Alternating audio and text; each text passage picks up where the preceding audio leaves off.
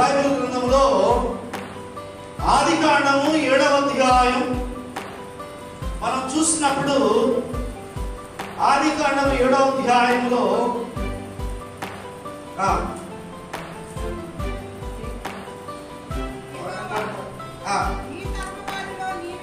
ఈ తరములో నీవే ఈ తరము వారిలో నీవే నా ఎదుట నీతిమంతుడు అయి ఉండుట చూచితిని. ఇది ఎవరి గురించి మాట్లాడుతున్నాడు దేవుడు? నోవాహు గురించి మాట్లాడుతున్నాడు. నోవాహు కాలం భయంకరమైనటువంటి కాలం అది. అందరూ చెడిపోయారు, చెడు మార్గంలో నడుస్తున్నారు. 6వ అధ్యాయం 5వ వచనాన్ని కూడా చదువుదాం. ఆదికాండము 6వ అధ్యాయం 5వ వచనం.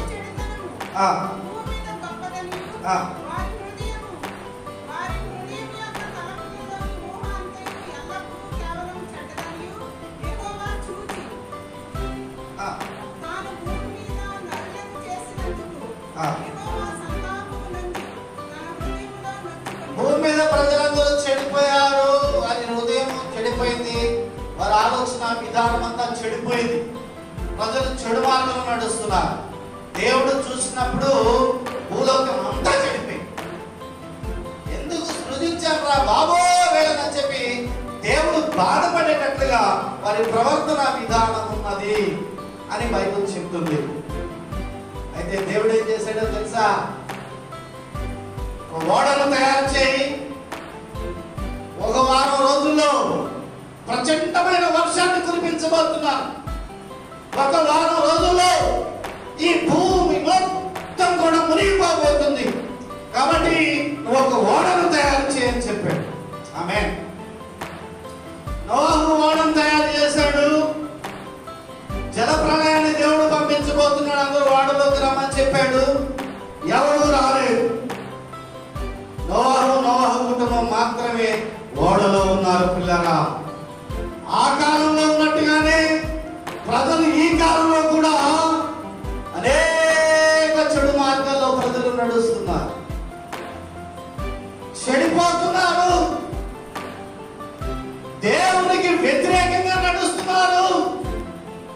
పూర్తిగా అసలుకి దేవుడే లేడని చెప్తున్నారు. ఇప్పుడు మతోన్మాదులు బాగా ఎక్కువైపోయారు. పిల్లరా, మీకు ఒక విషయం చెప్తాను. మతోన్మాదం అంటే ఏంటో. నా పేరు జాన్సన్. జాన్సన్ చచ్చిపోయాడు అన్నారు. ఎవరు ఏమన్నారు? జాన్సన్ చచ్చిపోయాడు అన్నారు. ప్రకటించుకొని తిరుగుతున్నారు. నేనేది వరే నాయన నేను బతికే ఉన్నాను రా. ఎవరు చెప్పారు మీకు? బతికే ఉన్నాను నేనంటే వాళ్ళు అంటారు, లేదండి మీరు చచ్చిపోయినట్టు నా దగ్గర ప్రూఫ్ ఉంది. బ్రతికే ఉన్నా వాడిని వెళ్ళి చెప్పినా వాళ్ళు నమ్మే పరిస్థితుల్లో అంటే వాళ్ళకి కావాల్సిన సత్యం కాదు, కేవలం దేవుడి మీద బురద చల్లడం. దేవుడు కాదు వారికి కావాల్సింది, సత్యము కాదు వారికి కావాల్సింది. చెడు ప్రచారం చేయాలి, అమాయకులైనటువంటి ప్రజలని మోసం చేయాలి. అది వారి ఉద్దేశం. లోకంలో నోవాహు కాలము కన్నా కూడా బహు భయంకరమైనటువంటి విధానంలో ప్రజలు చెడు మార్గంలో నడుస్తున్నారు. అప్పుడు దేవుడు నోవాహుతో ఓడ చేయించాడు. ఇప్పుడు ఆ కాలానికి నోవాహుని ఏర్పాటు చేసుకొని ఓడను తయారు చేయించిన దేవుడు ఈ కాలానికి ప్రజల రక్షణ కొరకై, ఉపద్రవము నుండి తప్పించుకున్న కొరకై, దేవుని ఉగ్రత నుండి తప్పించుకున్న కొరకై దేవుని మందిరాన్ని దేవుడు ఏర్పాటు చేశాడు. హల్లెలూయా. అప్పుడు వారి రక్షణ కొరకు ఓడ ఉపయోగపడితే, ఇప్పుడు మన రక్షణ కొరకు దేవుడు ఆయన మందిరాన్ని ఏర్పాటు చేశాడు. రాబోయే ఉగ్రత నుండి ఎవరు తప్పించుకోవాలన్నా దేవుని సన్నిధికి రావాలి.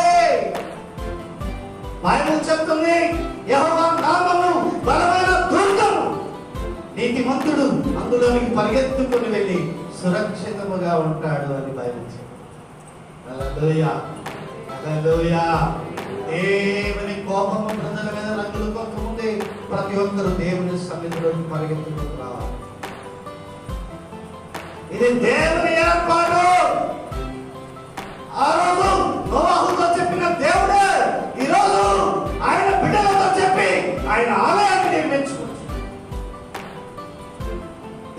సన్నిధి నశించిపోతున్నటువంటి వారిని బాగు చేయడానికి దేవుని చేత ఏర్పాటు చేయాలి.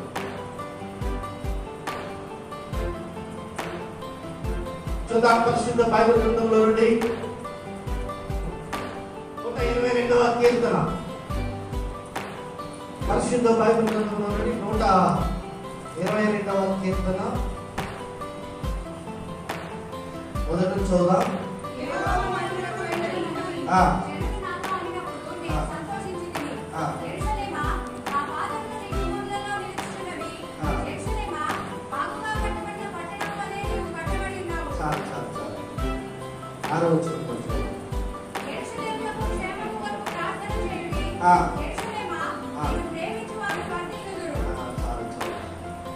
అలాగే 137వ కీర్తన 5వ వచనం కూడా చూద్దాం.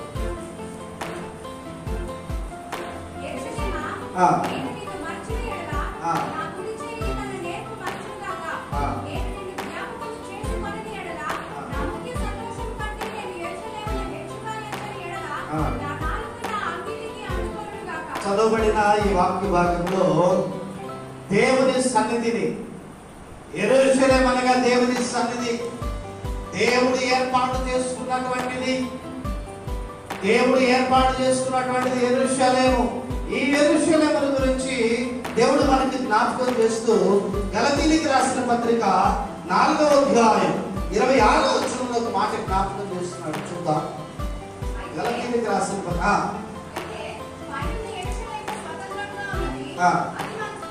చదవబడిన ఈ వాక్య భాగంలో యెరూషలేము మనకు తల్లి అని బైబిల్ చెప్తున్నారా. ఈరోజు దేవుని సన్నిధి మనందరికీ తల్లి అనే సంగతి జ్ఞాపకం చేస్తున్నారు.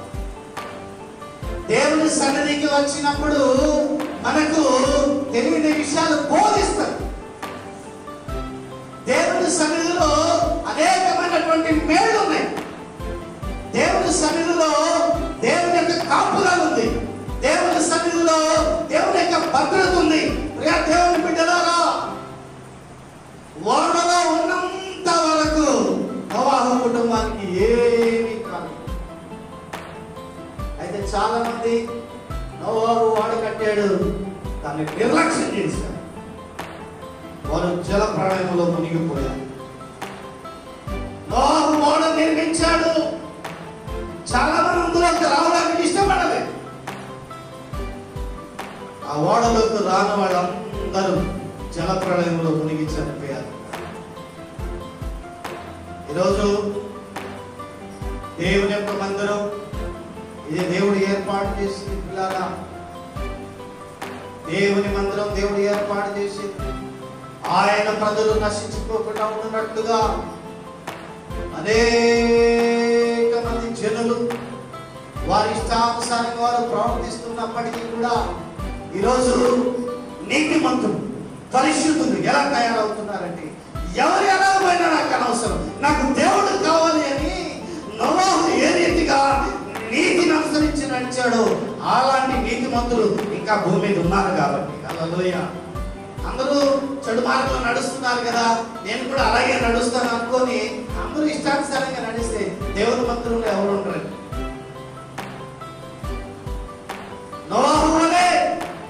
నోవాహు ఏ రీతిగా దేవుని నీతిని అనుసరించి నడిచాడు, ఈరోజు మనమందరం కూడా ఆ నీతి మార్గాన్ని నేర్చుకున్నాం. కాబట్టి ఈరోజు దేవుని సన్నిధిలో దేవుడు మన కోసం స్థలాన్ని సిద్ధపరిచాడు. దేవుని సన్నిధిలో గడిపే అలవాటు నీకు లేకపోతే రేపు దేవుని రాజ్యంలో ఎలాగో ప్రవేశించాలి. ఒకసారి ఆలోచించేద్దాం. దేవుని సన్నిధికి వచ్చినటువంటి నీవు ఏ రీతిగా రక్షించబడదు, దేవుని సన్నిధికి వచ్చిన నీవు ఏ రీతిగా రక్షించబడదు అంటే, ఇక్కడ నువ్వు పాపములోనికి వెళ్లకుండా, చెడుతనంలోనికి వెళ్లకుండా, అపవిత్రతలోనికి వెళ్లకుండా నీ కోసం ఆయన వాక్యము బోధించబడుతుంది. నీ బ్రతుకు, నీ జీవితము నీకు ఎత్తి చూపించబడుతుంది.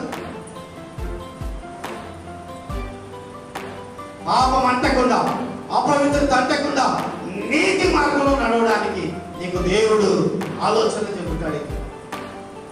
హల్లెలూయా, హల్లెలూయా.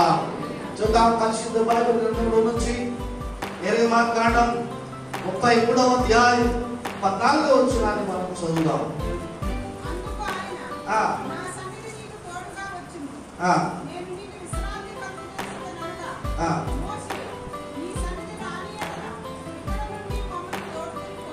చదవబడిన ఈ వాక్య భాగంలో నా సన్నిధి నీకు తోడుగా వస్తుంది అన్నాడు. మోషే అంటాడు, నీ సన్నిధి రాకపోతే నేను వెళ్ళను అంటాడు. ఏంటి సన్నిధి అంటే? మందిరమా అంటే మనం ఎక్కడికి వెళ్తే అక్కడ మందిరం మనతో వస్తుందా? దేవునితో మనం ఎప్పుడైతే సహవాసం చేయడం నేర్చుకుంటామో బైబిల్ చెప్తుంది, దేవుని యొద్దకు రండి, దేవుని యొద్దకు రండి, అప్పుడు ఆయన మీ యొద్దకు వచ్చును. నువ్వు దేవుని సన్నిధికి వచ్చావు కదా, నీ పని అయిపోయింది. ఇప్పుడు దేవుడు నీతో రావడమే ఉన్నది. అందుకే మోషే అంటాడు, నువ్వు రాకుండా మమ్మల్ని ఎక్కడికి వెళ్ళనీయవద్దు. దేవుడే నీతో వచ్చు, దేవుడే నీతో ఉంటాడు. దావీదు ఎక్కడికి వెళ్తే అక్కడికి దావీదుతో కూడా దేవుడు కూడా వెళ్ళినని బైబిల్ చెప్తుంది. మోషే ఎక్కడికి వెళితే మోషేతో కూడా దేవుడు అక్కడికి వెళ్ళినని బైబిల్ చెప్తుంది. ఈరోజు నీవు నేను మనమందరం కూడా దేవుని సన్నిధిని మనతో కూడా తీసుకుపోవడానికి దేవుని సన్నిధికి వచ్చామనే సంగతి ఏదో అందరూ వెళ్తున్నారు కాబట్టి నేను కూడా వెళ్తాను, ఏదో అందరూ కాసేపు కూర్చొని వస్తాను కాబట్టి నేను కూడా కాసేపు కూర్చొని వస్తానంటే నీకు ఎలాంటి మేలు ఉండదండి. దేవుని వాక్యము ఎంత నమ్మితే నీ జీవితం అంత గొప్ప కార్యాలు. దేవుని యొక్క సన్నిధిలో ఆయన మేలు దాచి ఉంచాడు దేవుడు. అందుకే భక్తుడు అంటాడు, నీ సన్నిధిలో తృప్తిపరచు,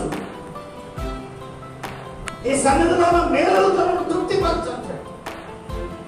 ఆయన సన్నిధిలో మేలులు ఉన్నారా? యాకోబు అంటాడు, పరలోకము గమనీయుడే. ఇక్కడికి వస్తే పరలోకం దగ్గర పరలోకానికి వచ్చినట్టే.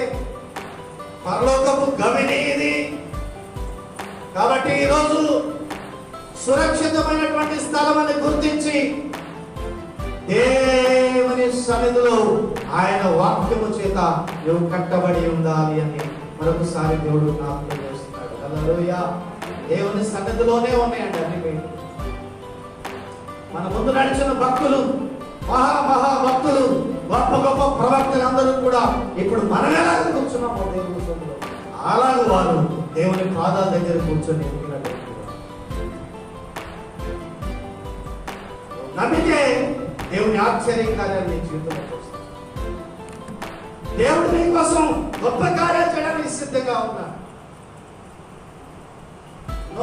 వాడు తయారు చేసేటప్పటి నుంచి చూస్తున్నారు, కానీ వాళ్ళకి వాడులోకి వెళ్ళాలన్న ఆలోచన రాదు. నశించిపోయారని ఈరోజు దేవుడు ఈ చెడిపోయిన లోకం నుండి వేరు చేసి ఆయన రాజ్యంలో మనం ప్రవేశపెట్టడానికి దేవుడు మన కోసం ఏర్పాటు చేసిన ఓడ ఇది. ఓడలోనే మనము సురక్షితంగా ఉంటామని జ్ఞాపకం చేసుకోవాలి. ఎందుకంటే దేవుడు మన కోసం ఏర్పాటు చేసింది. హల్లెలూయా, హల్లెలూయా. కానీ ఈరోజు ఎంతమంది దేవుని సన్నిధిలో ఆయన యందు భయభక్తులు కలిగి జీవించగలుగుతున్నారు? పరిశీలన చేసుకుంటా ఎంతమంది దేవుని సన్నిధికి వచ్చి ఆయన మాట వినగలుగుతున్నారు? ఎంతమంది ఆయన మాటకి లోబడగలుగుతున్నారు? ఒకసారి ఆలోచించేద్దాం. పరిశుద్ధ బైబిల్ గ్రంథంలో నుండి ఆదికాండం 8వ అధ్యాయం 7వ వచనాన్ని చూడండి. కొద్ది రోజులు పోయిన తర్వాత నోవాహు ఎలా ఉందో బయట పరిస్థితి అని ఒక కాకిని వదిలేట. అదే ఫస్ట్ కాకిని పంపించాడు బయటికి, అది రాలేదు. వింటున్నారా? కాకిని పంపించాడు, రాలేదు. తర్వాత పావురాన్ని పంపించాడు కదా, కింద పంపించాడు.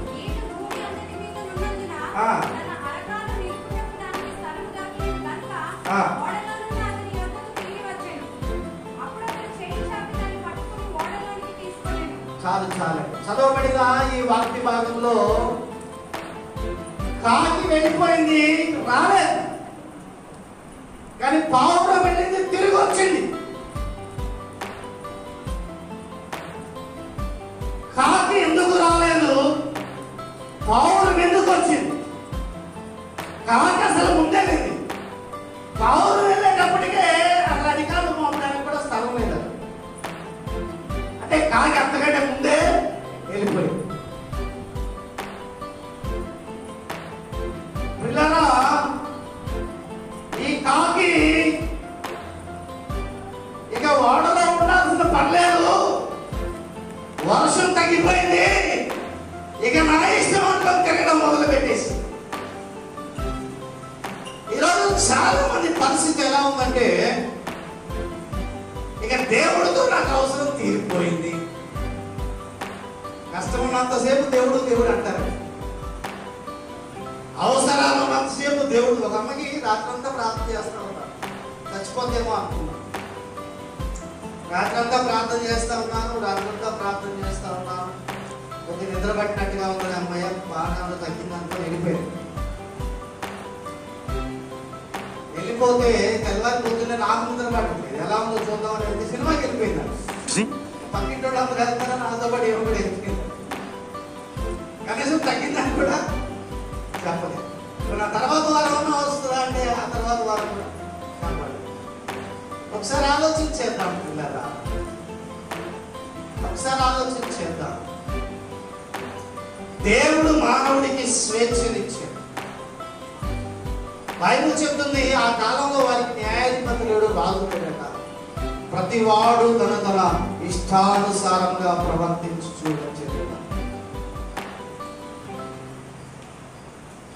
ఇక నాకు ఫ్రీ. చిన్నపిల్లలకైతే తల్లిదండ్రుల భయం ఉంటుంది, పెద్దోళ్ళకి ఎవరు భయం ఉంటుంది? చిన్నపిల్లలకైతే తల్లిదండ్రుల భయం ఉంటుంది, పెద్దోళ్ళకి ఎవరు భయం ఉంటుంది? చిన్నపిల్లలకి తల్లిదండ్రుల భయం ఎంత అవసరమో ప్రతి ఒక్కరికి దేవుడు భయం అంత అవసరం. చిన్నపిల్లలు తల్లిదండ్రులు భయం లేకపోతే ఎలా పాడైపోతారో, ప్రతి మనుష్యుడు దేవుడు భయం లేకపోతే అలా పాడైపోతాడు. కొద్దిగా మీసాలు వచ్చి, కొద్దిగా జీన్ ప్యాంట్లు వేసి, ఏమండి కొద్దిగా ఎత్తుగా ఎదిగారండి, తల్లిదండ్రుల మాట వినరండి అంటే ఇక్కడ కాదు, మా ఊర్లో ఉన్నారు అలాంటి తల్లిదండ్రుల మాట వినరు, అన్నీ మాకే తెలుసు అనుకుంటారు. హద్దు లేకపోతే, భయం లేకపోతే ఖచ్చితంగా నశించుకుంటారు. ఆకాశమందున దేవుడు నన్ను చూస్తున్నాడు, దేవుని కనులు ఎదుట నేను జాగ్రత్తగా ఉండాలనే భయం ప్రతి మనుషుడికి ఉండాలి. ఎవరి ఇష్టానుసారంగా వారిని ఖచ్చితంగా పాడైపోతారు. అరణ్యాల్లో ఆశ్చర్య కార్యాలు చేసిన దేవుడు, అరణ్యాల్లో పోషించిన దేవుడు, సూచక్రియలు మాత్రం కార్యాలు జరిగించిన దేవుడు ఎందుకు గుర్తు రాలేదు? ఎవరు గుర్తొచ్చారు? మాకు నాయకుడు లేడు, అందుకే మేము పాడైపోతున్నాం. అదే గుర్తొచ్చేది. మాకు రాజు లేడు, అందుకే మేము రాజు లేడా? ఆకాశంలో నా దేవుడు నిన్ను నడిపించలేదా? నిన్ను పోషించలేదా? ఆయన ఎందుకు గుర్తు రావట్లేదు? స్వేచ్ఛ ఎలా తయారైందంటే పిల్లరా, అవసరమైతే దేవుడు కూడా తిట్టేటట్టుగా తయారైంది. దేవుడు మనిషికి స్వేచ్ఛనిచ్చాడు.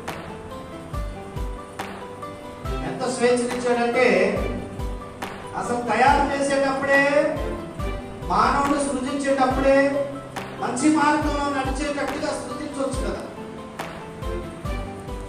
విషయంలో మనం తయారు చేస్తాం కదా, అలాగే ఈ పాపంలోకి వెళ్లకుండా నీతిగా నడిచేటట్టుగా, ఆరాధనకి వెళ్ళి పాటలు పాడి ఇంటికి వచ్చేటట్టుగా, ఇంకేమి చెడు మార్గంలోకి వెళ్ళకుండా ఉండేటట్టుగా దేవుడు ఒక మిషన్గా తయారు చేయించాలని. అలా దేవుడికి ఇష్టం లేదు. నువ్వు దేవుడిని హృదయపూర్వకంగా ప్రేమించాలి, అది దేవుడు కోరు. ఎవరో బలవంతం చేస్తే దేవుడి దగ్గర రావడం కాదు, నీ హృదయంలోనే దేవుడి దగ్గరికి వెళ్ళాలనేటటువంటి ఒక ఆశ రావాలి. నా సంతోషములన్నిటికంటే, నా ముఖ్య సంతోషములన్నిటికంటే నా దేవుని గురించిన సంతోషం నాకు ఎక్కువ కాని ఎడల నా నాలుగు నా మీటికి అంటుకున్నగా, నా కుడి చేత నా నేర్పును మడుతుందా తను తాను శపించుకుంటున్నాడు.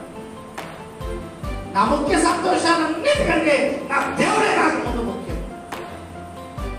అది దావీదు యొక్క ఆశ. యెహోవా మందిరమునకు వెళ్ళుదామని జనులు నాకు అనినప్పుడు నేను సంతోషించింది. సంతోషం అంటే దేవుని మాట వినడం అంటే సంతోషం. దేవుని సన్నిధికి వెళ్ళడం అంటే సంతోషం.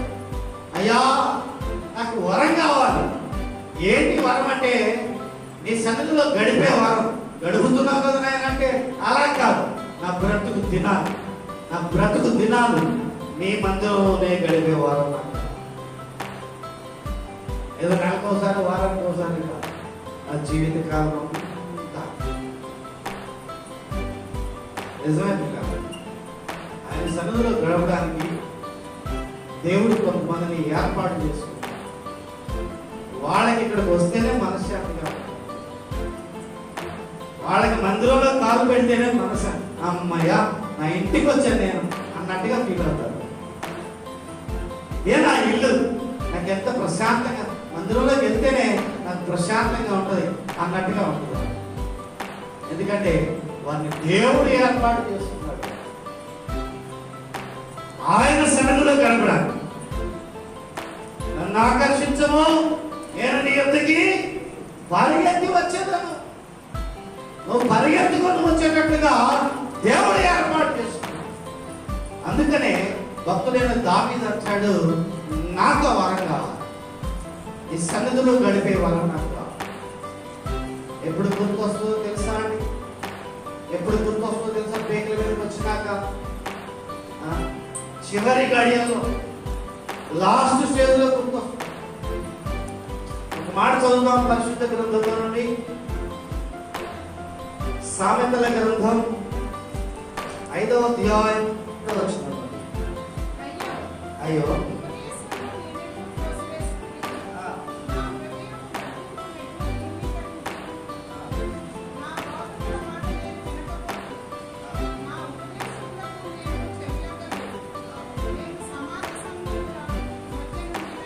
అయ్యో ఉపదేశమును నేను ఎట్లు త్రోసివేసి తిని, నా హృదయ గద్దింపును నేను ఎట్లు తృణీకరించను. నా బోధకుల మాట నేను వినకపోతుని, నా ఉపదేశమునకు నేను చెవియొక్కలేదు. ఎప్పుడు బాధపడుతున్నాడు?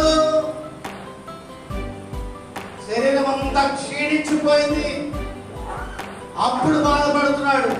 అయ్యో దేవజనం చెప్పినప్పుడు వింటే బాగుండేది, నా హృదయం నన్ను గద్దించినప్పుడు నేను వినుంటే బాగుండేది. నా హృదయ గద్దింపు నేను తృణీకరించాను, నా బోధకుల మాట నేను వినకపోతున్నానని చెప్పి అప్పుడు బాధపడుతున్నాను. ఈరోజు మనం ఆలోచించేద్దాం, ఎలా ఉంది నీ జీవిత విధానం ఒకసారి ఆలోచించేద్దాం. స్వేచ్ఛ ఉంది కదా, నాకు చెప్పేవాళ్ళు ఎవరున్నారు? నేను ఎలాగైనా జీవించగలను, నా ఇష్టానుసారంగా నేను జీవించగలనంటే ఖచ్చితంగా ఒకరోజు వెల చెల్లించాల్సిన పరిస్థితి వస్తుంది. ఈరోజు దేవుని వాక్యం వింటున్నటువంటి నీవు నేను మనమందరము జ్ఞాపకం చేసుకున్న పిల్లరా, దేవుని సన్నిధికి నిన్నెవరూ ఆపరు. నీ ఇష్టం వచ్చినట్టుగా రావచ్చు, ఎప్పుడైనా రావచ్చు, ఎవరు ఆపరు. పరలోకంలో కాలు పెట్టాలంటే మాత్రం ఇక్కడ ఖచ్చితమైనటువంటి భక్తి జీవితాన్ని అనుసరించు. ఎక్కడ నువ్వు ఇష్టం ఎలాగైనా రావచ్చు, ఎవరికి తెలియదు కూడా. నువ్వు ఎలాంటి వ్యక్తిలో తెలియదు, ఎవరు నువ్వు ఎలా ప్రవర్తించినా ఎవరు చూడరు. కానీ అక్కడ ప్రవేశించాలంటే మాత్రం ఎక్కడలాగా నీ ఇష్టం వచ్చినట్టుగా వస్తే కుదరదు. ఎక్కడ నిన్ను దిద్దుకొని సరి చేసుకోవడానికి దేవుడు నీకు అవకాశం ఇచ్చాడు. హల్లెలూయా. దేవుడు నీకు అవకాశం ఇచ్చినా, నీ బ్రతికిని నీ జీవితాన్ని దేవుడు నీకు ఎత్తి చూపించిన, నువ్వు నిన్ను దిద్దుకొని సరి చేసుకోకుండా అలాగే కొనసాగుతుంటే మాత్రం రేపు ఖచ్చితంగా దేవుని తీర్పులో నువ్వు నిలబడగలుగుతావు. ఒకసారి ఆలోచించేద్దాం. దేవుని వాక్యం నీ దగ్గరికి వచ్చినప్పుడే దేవుని వాక్యము పట్ల నీ ప్రవర్తన విధానం ఎలా ఉందో దాన్ని బట్టే రేపు నువ్వు తీర్పులో తీసుకురాబడతానే సంగతి నువ్వు జ్ఞాపకం చేసుకో. దేవుని సన్నిధిని నిర్లక్ష్యం చేస్తాం, దేవుని మాటలను నిర్లక్ష్యం చేస్తాం, ఎవరి ఇష్టానుసారంగా వారు నడుస్తారు. దేవుని కార్యాలు వారి జీవితంలో సాధ్యమవుతున్నారు. నిన్ను సృజించినట్టే నన్ను సృజించాడు దేవుడు. మనల్ని సృజించినట్టే అన్యజనులు కూడా దేవుడు సృజించాడు. అన్యజనులు కూడా దేవుడు సృజించాడు. కానీ మోషే కుటుంబం ఏమో జలప్రళయంలో ఓడలో పైకి ఎత్తుంది, భూజనులు అందరూ నీళ్ళలో మునిగిపోతున్నారు. కానీ ఎందుకు చూస్తూ ఉన్నాడు దేవుడు? వీళ్ళంతా పైకి వెళ్తున్నారు, కానీ వాళ్ళు మాత్రం మునిగిపోయి చచ్చిపోతున్నారు. ఎందుకు చూస్తూ దేవుడు ఊరుకున్నాడు?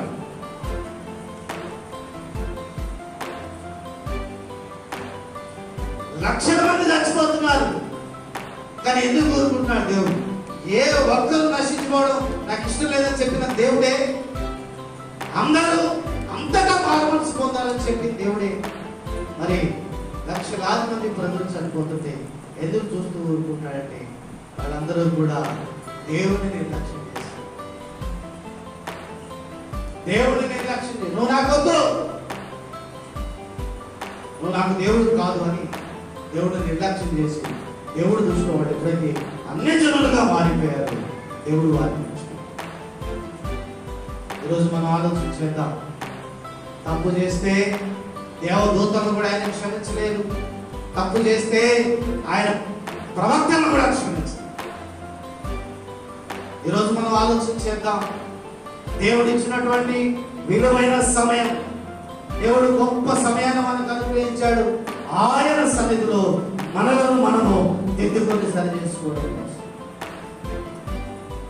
మోషే, నిన్ను నేను కానానికి తీసుకెళ్తాను, నీలో నుండి జనాంగాన్ని రప్పించి నిన్ను కానానికి తీసుకెళ్తాను, వీళ్ళందరినీ నాశనం చేస్తానని చెప్పినప్పుడు ఏంటి మోషేలో ఉన్న గొప్పతనం? అంతమందిని దేవుడు వద్దనుకొని నువ్వు చాలు మోషే, నీలో నుండి జనాంగాన్ని పుట్టించి నేను కానాన్ని తీసుకెళ్తానండి. అబ్బా నిజంగా ఏమనుకుంటారు? తప్పు నాయన, సంతాపపడు. బైబిల్ చెప్తుంది దేవుడు సంతాపపడే ఉన్నాడు.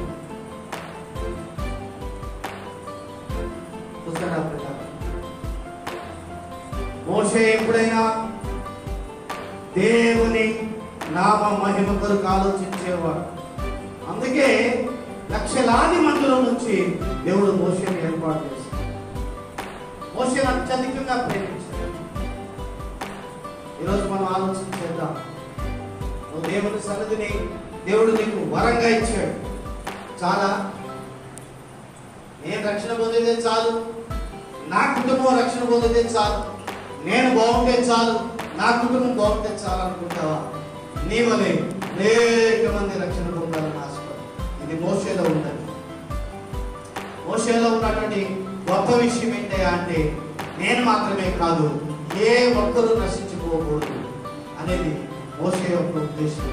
హల్లెలూయా, హల్లెలూయా. అలా ఎప్పుడైతే మోషే ఆలోచించాడో పిల్లరా, దేవుడు మోషేని ఏర్పాటు చేసుకున్నాడు. మోషే మాటింటే మంచిదే కదా. మోషే సంతాపపడమన్నాడు, పడరా. మోషే మాటింటే మంచిదే కదా. మోషే నా గురించే కదా ఆలోచిస్తాడు, నా మహిమ గురించి ఆలోచిస్తాడు. కాబట్టి నేను మోషే మాట వినడంలో తప్పేం లేదు. కానీ ఒక్కటి పిల్లరా, దేవుడు నిన్ను ప్రేమిస్తున్నాడు, నీకోసం ఎదురు చూస్తున్నాడు.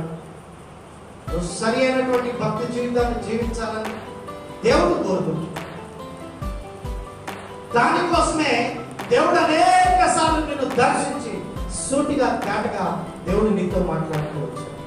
మాట చదువు సామెతల గ్రంథంలో నుండి సామెతల గ్రంథం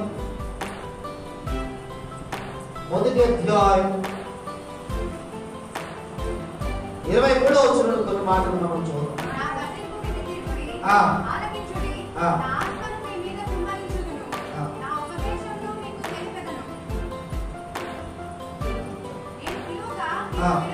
నేను పిలవగా మీరు వినకపోతే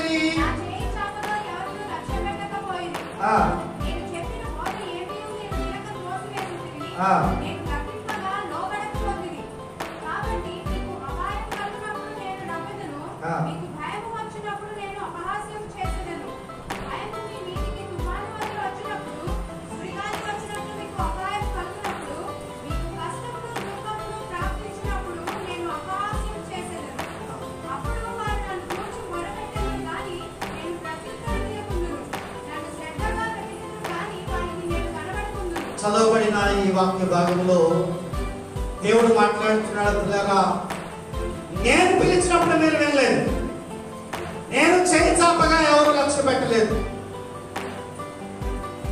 దేవుడు ఆయన బిడ్డలతో మాట్లాడుతున్నటువంటి మాట అనేక సార్లు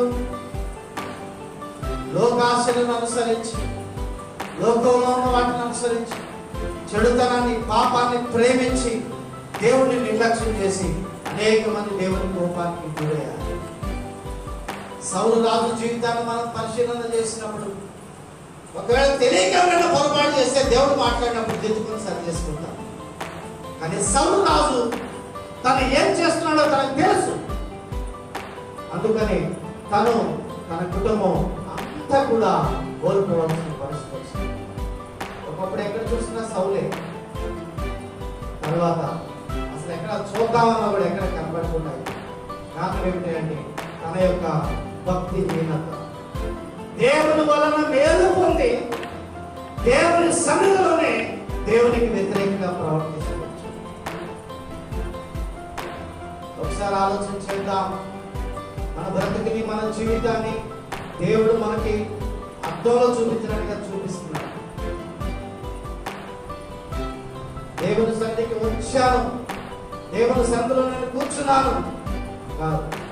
దేవుని సన్నిధిలోకి వచ్చిన నీవు ఎలా వచ్చావో అలాగే రేపు ధైర్యముగా దేవుని రాజ్యంలో ప్రవేశించే లాగున నిన్ను నువ్వు సిద్ధపరచుకోవాలి. హల్లెలూయా. ఆ రీతిగా మనం సిద్ధపరచుకోవడానికి దేవుడు ఆయన సన్నిధిని మనకు అనుగ్రహించాడు.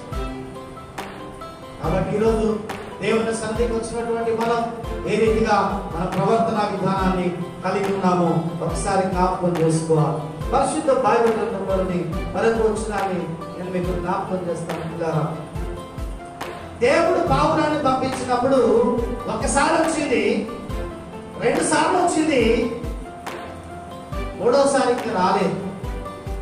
ఎందుకు రాలేదంటే ఇక 3వసారి వాటర్ అయిపోయింది. నోవాహు తన కుటుంబంతో కూడా బయటకు వచ్చాడు. ఒకరోజు దేవుడిని ఆధ్యాత్మిక జీవితాన్ని పరీక్షించే రోజు రాబోతుంది. దేవుని ఎదుట మనలో మనం ఎలా ఉన్నామో పరీక్షించుకోవాలి.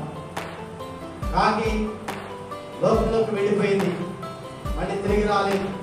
పావురం అయితే మళ్ళీ తిరిగి వచ్చినట్లుగా మనం జ్ఞాపకం చేసుకుంటున్నాం. కాబట్టి ఒకసారి పరిశీలన చేసుకుందాం, ఎలా ఉంది నీ జీవిత విధానం.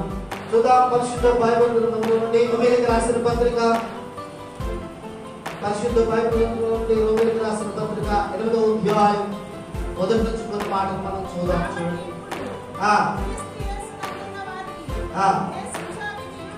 లేదు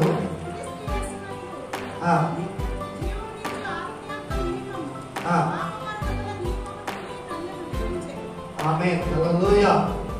పిల్లరా, నశించిపోవాల్సినటువంటి మనము, నిత్య నాశనం ఉండాల్సిన మనం ఎప్పుడైతే దేవునికి మనం సమర్పించుకుని దేవుని సన్నిధిలో యథార్థమైనటువంటి భక్తి జీవితాన్ని మనం కొనసాగించగలుగుతున్నామో బైబిల్ చెప్తుంది ఇప్పుడు మనకి ఇంకా ఏ శిక్షా విధి లేదు. వారైతే జల ప్రళయం అయిపోయిన తర్వాత వారు బయటికి వచ్చారు, విడుదల పొందారు. మనమైతే దేవుని చేత ఇప్పుడే విడుదల పొందారు. హల్లెలూయా. హల్లెలూయా. లోకంలో ఉన్నటువంటి జనులందరూ చెడిపోతున్నారు, పాడైపోతున్నారు. ఇప్పుడు మనం సరి అయినటువంటి ఎంపిక, సరి అయినటువంటి మార్గాన్ని ఎన్నుకొని యేసయ్యను మనం సొంత రక్షకుడు అంగీకరించి ఆయనను హత్తుకొని జీవించడం ద్వారా ఎప్పుడో 40 రాత్రులు 40 పగళ్ళు ఆ జలప్రళయం అయిపోయిన తర్వాత ఒకసారి కాకిని పంపించి ఒకసారి పావులను పంపించి బయటికి రావాలా లేదా, ఇంకా మనం టైం అయిందా లేదా, ఇంకా మనం రక్షణ పొందామా లేదా అని వారిని వారు పరీక్షించుకుంటున్నారు. మనమైతే ఇప్పుడే యేసయ్యను సొంత రక్షకుడు అంగీకరించినప్పుడు, యేసయ్యని హత్తుకొని జీవించినప్పుడు ఇప్పుడే మనం విడుదల పొందాం, ఇప్పుడే మనం రక్షణ పొందాం. హల్లెలూయా. మరొక మాట నేను మీకు చూపిస్తాను. పరిశుద్ధ బైబిల్ గ్రంథంలో 34వ కీర్తన 18వ వచనాన్ని కూడా మనం చూద్దాం.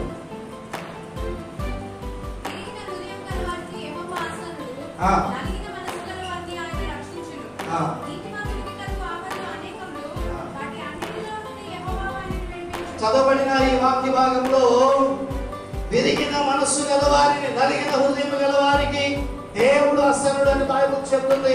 ఈరోజు లోకంలో పాపంలో ఇష్టానుసారంగా జీవిస్తూ నేను దేవుని బిడ్డని, నేను దేవుని రాజ్యంలో ప్రవేశిస్తాను, నేను దేవుని కలిగి ఉన్నానని చెప్పుకోవడం వ్యర్థమే. ఎప్పుడైతే దేవుని కొరకు మనం నలిగిన వారం, క్రీస్తు యేసును మనం సంపాదించుకునే వారముగా ఎప్పుడైతే మనం సిద్ధపరచుకుంటామో పిల్లరా, ఇక్కడే దేవుడు ఆయన గొప్ప రక్షణను మనకు అనుగ్రహిస్తాడు అని బైబిల్ చెప్తుంది. కాబట్టి ఈ మాటలు వింటున్నటువంటి దేవుని మనమందరము ఏ పరిస్థితుల్లో ఉన్నామో ఒకసారి జ్ఞాపకం చేసుకుందాం. మొదటి కొరింథీయులకు రాసిన పత్రిక 9వ అధ్యాయం 13వ వచనంలో కూడా మనం ఒక మాట చదువుదాం. చూడండి.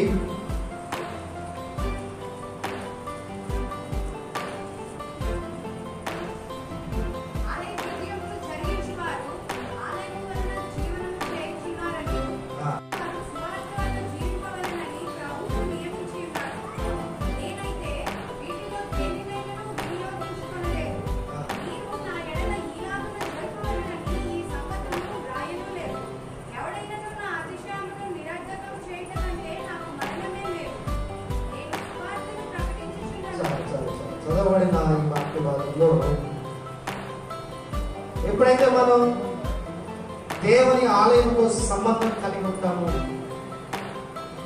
దేవుని ఆలయంలో మనం పాలి భాగస్వామై ఉంటామో, బైబిల్ చెప్తుంది మనము కూడా దేవుని మందిర సంబంధులము అనే సంగతి జ్ఞాపకం చేసుకోవాలి.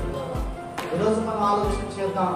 నువ్వు దేవుని సన్నిధికి సంబంధించిన వ్యక్తివైతే, దేవుని ఆలయానికి సంబంధించిన వ్యక్తివైతే, పెళ్లి ఇంటి వారు పెళ్లికి వచ్చేవాడు ఎంత తేడా ఉంటుందంటే, పెళ్లి ఇంటి వారికి పెళ్లి ఇంట్లో ఉన్నటువంటి వాటన్నిటి బాధ్యత ఉంటుంది. పెళ్లికి వచ్చిన వాడు అయితే ఏదో పలకరించి హాయ్ అని చెప్పి ముందు తినేసేసి వెళ్ళిపోతారు. దేవుని మందిర విషయంలోకి వచ్చేసరికి నువ్వెలా ఉన్నావు ఒకసారి మనం ఆలోచన చేద్దాం. ఏదో అలా వచ్చి కూర్చొని అలా వెళ్ళిపోయినట్టుగా ఉన్నావా, లేకపోతే నిజంగా ఇది నా ఇల్లు, ఇది నా బాధ్యత, ఇందులో నేను పాలు పంపులు పొందాలి అన్నట్లుగా నువ్వు జీవిస్తున్నావా? ఎలా ఉంది నీ జీవితం? పరిశీలన చేస్తున్నావు. ఆయనని నువ్వు తండ్రి అని పిలుస్తున్నావు, ఆయన నిన్ను తన కుమారుడుగా స్వీకరించాడు. కాబట్టి ఈ బాధ్యత అంతా ఆయన కుమారుడు అయ్యి. ఆమేన్. హల్లెలూయా. నోవాహును దేవుడు నిజంగా ఏర్పాటు చేసుకున్నప్పుడు నోవాహు ఇంటి వారు దేవుడు మాట విన్నారు కనుక ఆ గొప్ప రక్షణను వారు పొందుకోగలిగారు. ఈరోజు నేను మనమందరం కూడా ఇదే దేవుడు మన కోసం ఏర్పాటు చేసినటువంటి వాడ అనే సంగతి జ్ఞాపకం చేసుకోవాలి. దేవుడు ఏర్పాటు చేస్తున్న వాడ యొక్క బాధ్యత మందే అనే సంగతి జ్ఞాపకం చేస్తుంది. ఒకసారి మనం ఆలోచించాలి, ఎలా ఉంది నీ జీవితం? ఈరోజు కాపరి వలన సంఘం ఎదగదండి. గొర్రెని కనాలి.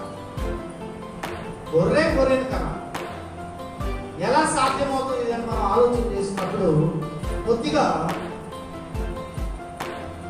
అన్ని జనుల మధ్య జీవించేటటువంటి వారు చాలా ఇబ్బంది పడుతున్నారు. ఎంత ఇబ్బంది పడుతున్నారంటే కొంతమంది అసలు దేవుడి బిడ్డ మేము అని చెప్పుకోవడానికి కూడా ఇబ్బంది పడేటటువంటి పరిస్థితులు.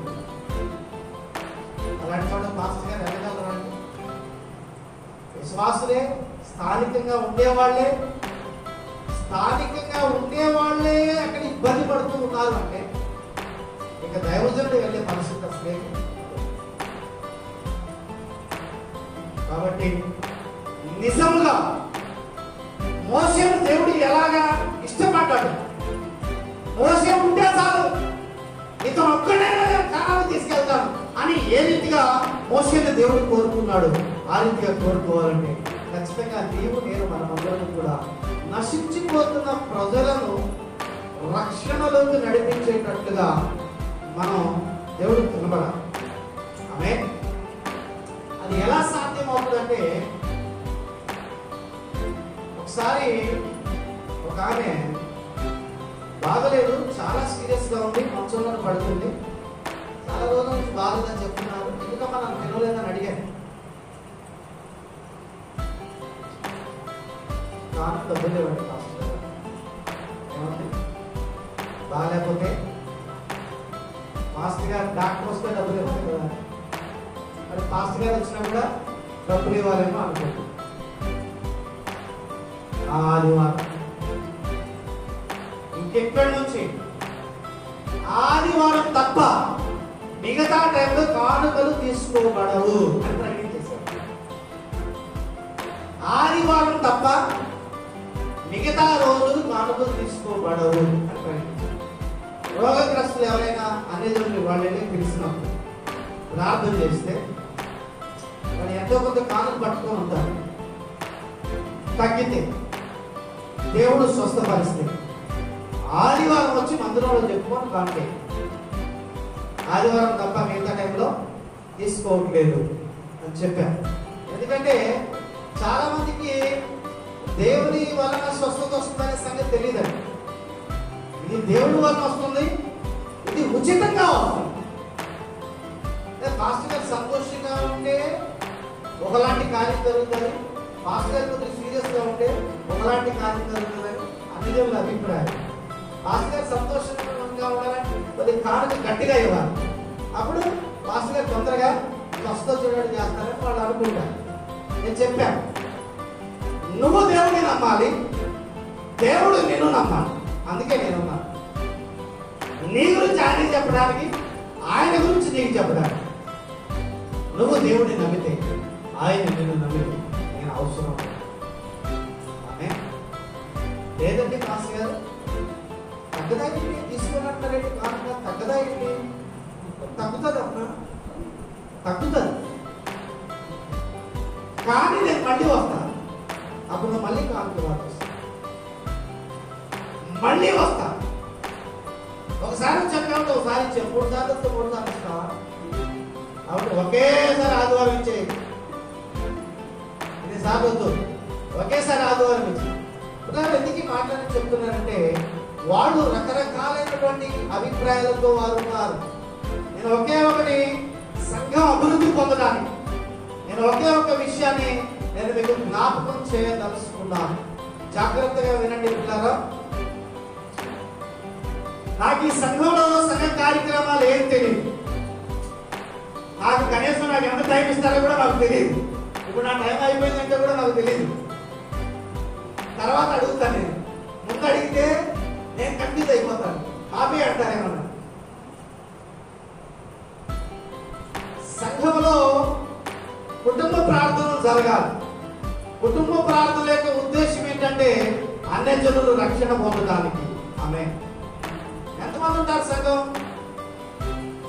సంఘం ఎంతమంది ఉంటారు? ఒక్కళ్ళు ఎవరైనా సుమారుగా అయ్యా 60 కుటుంబాలు 60 కుటుంబాలు. ఒకవేళ నెలకు ఒక్కడు కుటుంబ ప్రార్థన పెట్టుకుంటే ఎన్ని నెలలు అయినాయి?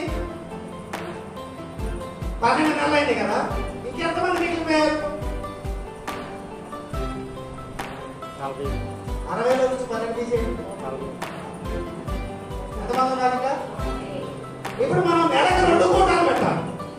నేను చెప్తుంది నెలకు 2 స్వార్థ కూటాలు పెట్టాము. ఇంటికి ఒకటే, సంవత్సరానికి ఒకసారి మీరు పెట్టేది. ఇంటికి ఒకటే 2 పెట్టామనుకోండి, ఇంకెంతమంది అయిపోయారు? 2 12 తీసేయండి. ఇంకేమన్నాయి ఇదే చెప్పండి, నాకు అర్థం అవ్వదు. 24. ఇప్పుడు నెలకు 3 కూటాలు పెట్టాలి. నెలలో 3 అంటే నెలలో 3 కూటాలు పెడితే ఇంకెంత ఉన్నాయి? ఇంకెంతమంది ఉన్నారు? 20 ఇంకా 24 ఉంది.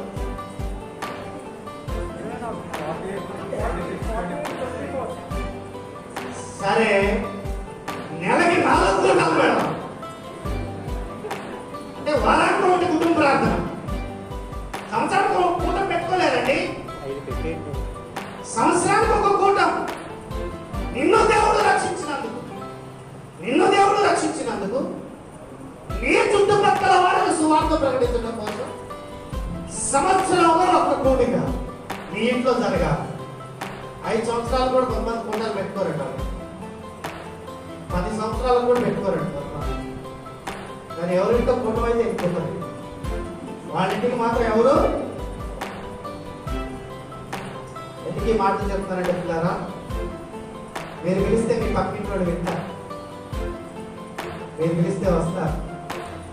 వాళ్ళకి కష్టమైనప్పుడు పాస్టర్ గారిని అంగీకరించరు, కానీ మీరు వెళ్ళి ప్రార్థన చేస్తే చేయించుకుంటారు. దీని ద్వారా ఏం జరుగుతుందో తెలుసా? సంఘం పెరుగుతుంది. ఖచ్చితంగా నువ్వు 4 సార్లు ప్రార్థన చేసి 5వసారి ఏదో పాస్టర్ గారు మా ఇంటికి వచ్చారని తీసుకొచ్చారే అని చెప్పి పాస్టర్ గారిని తీసుకెళ్ళామంటే చక్కగా ఆయన 10 నిమిషాలు వాక్యం చెప్తారు, పనిచేస్తుంది. లేదంటే ఎన్ని సంవత్సరాలు చూసినా మనం చక్కగా వాక్యం వింటున్నాం, సత్యం తెలుసు, వాక్యం తెలుసు, పాటలు తెలుసు, ఆరాధన తెలుసు, మనమే ఉంటాం ఎన్ని సంవత్సరాలు చూసినా. కానీ టార్గెట్ పెట్టుకోవాలి, ఈ సంవత్సరంలో నా ద్వారా కనీసం ఒక్కరైనా రావాలి. ఈ సంవత్సరంలో ఊహించుకొని మైండ్లో ఒకటి పలానా వ్యక్తి, ఆ వ్యక్తిని ఎలాగైనా సరే నేను నడిపించాలి దేవుని సరే పెట్టుకో. సంవత్సరం అయిపోయేంత వరకు ప్రయత్నం చేయి. తప్పకుండా 60 కుటుంబాలు ప్రయత్నం చేశారు అనుకోండి, దేవుడు ఒక 30 కుటుంబాలు ప్రార్థనను ఆలకిస్తే 30 మంది పెరిగినట్టు. మాస్టర్ గారు ఎప్పుడు తిరగలేరండి. మాస్టర్ గారు తిరగాలన్నా కూడా మీరే తీసుకెళ్ళాలి. ఎందుకంటే మీ ఇరుగు పొరుగు వారికి మీకు పరిచయం ఉంటుంది కాబట్టి తీసుకెళ్ళాలి. చూసారా ఎంత సింపుల్ అయిపోయిందో? చూసారా? ఉన్న వాళ్ళంతా సంవత్సరంలో మేము ఒక కూటం పెట్టి గ్రాండ్గా మా చుట్టుపక్కల వాళ్ళందరినీ పిలిచి చక్కని వాక్యం వినిపించాలని కనుక అనుకుంటే ఎంత అద్భుతంగా పనిచేస్తుందో తెలుసాను. వారంలో సంవత్సరానికి ఒక్క కూటం పెట్టుకుంటే వారానికి 1 కూటం జరుగుతుంది. ఎంత అద్భుతమైన పనిచేయడం అవుతుందో తెలుసా? బుధవారం కూటాలు, శుక్రవారం కూటాలు ఎలా ఉంటాయో వారంలో 1 కుటుంబ ప్రార్థన కూడా ఉంటాయి. ఫిక్స్ అయిపోయి ఉంటాయి. దానివల్ల ఎంత గొప్ప పరిచయం జరుగుతుందో తెలుసా? అన్య జనులను దేవుని దగ్గరికి నడిపించడానికి విశ్వాసులు నడుము కట్టకపోతే దేవుని కార్యం జరగదు. కనీసం మన జీవితంలో చేసిన దేవుడు చేసిన మేళమని చెప్పాలి కదా, జరుగుతుంది. కారణం ఏంటంటే ప్రజలు మేడు కోసం ఎదురు చూస్తున్నారు. దేవుడు కూడా ఎవరికి చేద్దామా ఆయన కూడా రెడీగానే ఉన్నాడు. చెప్పేవాడు మాత్రం మనం మౌనంగా ఉంటాం. ఎప్పటికీ దేవుని కార్యాలు. కాబట్టి దేవుడు ఆయన మనకి ఇచ్చినటువంటి గొప్ప భాగ్యాన్ని, నోవాహు ఓడ కన్నా కూడా గొప్ప శ్రేష్టమైనటువంటి దేవుని మందిరాన్ని దేవుడు మనకు అనుగ్రహించాడు. దీని ద్వారా మనము రక్షణ పొందడం మాత్రమే కాకుండా మన ద్వారా అనేకులను దేవుడి దగ్గర నడిపించడానికి, మనలో మనం సిద్ధపరచుకోవడానికి ఈరోజు దేవుడు మనతో మాట్లాడాడు. కాబట్టి దేవుని వాక్యాన్ని బట్టి అందరూ మనం సిద్ధపరచుకుందాం. కృప దేవుడు మనందరికీ దయచేయను గాక. ఆమేన్.